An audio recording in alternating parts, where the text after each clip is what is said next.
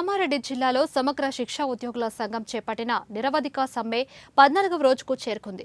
CM 100 రోజుల guarantee ఏమైందని ఇప్పటికీ సంవత్సరం గడుస్తున్నా ప్రభుత్వం పట్టించుకోవడం లేదని జిల్లా అధ్యక్షులు సత్యనారాయణ ఆవేదన వ్యక్తం చేశారు.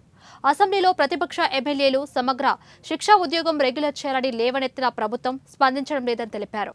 ప్రజాపాలనలో ఆడపడుచులు రోడ్ల మీదకెక్కి నిరసన కార్యక్రమాలు చేపడుతున్నా న్యాయం జరిగేది ఎప్పుడని ఆయన ప్రశ్నించారు.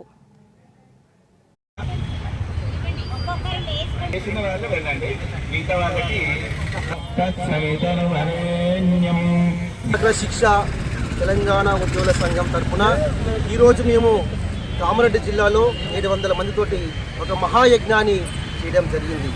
ఈ మహాయజ్ఞం యొక్క ముఖ్య ఉద్దేశం ఏంటంటే మాకు హామీ ఇచ్చినటువంటి ముఖ్యమంత్రి గారు మరి మేము రెగ్యులర్ చేస్తామని చెప్పేసి పే స్కేల్ ఇస్తామని చెప్పేసి సంవత్సరం గడుస్తున్నా మరి సమస్యలు పరిష్కారం కావడం లేదు.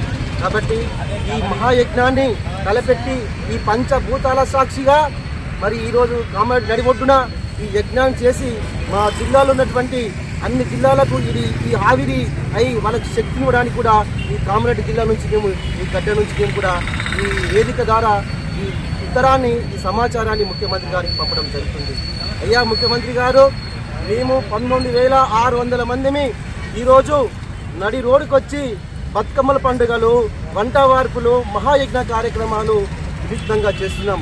మేము ప్రభుత్వానికి సానుకూలంగానే ఉంటూనే మరి కేజీడీలో ఉన్నటువంటి విద్యార్థులకు ఎలాంటి ఆటంకం కలగకుండా విద్యా బోధనలు మాత్రమే బంద్ చేసి మిగతా కార్యక్రమాలన్నీ వాళ్ళకు విద్యార్థులకు అందించడం జరుగుతుంది.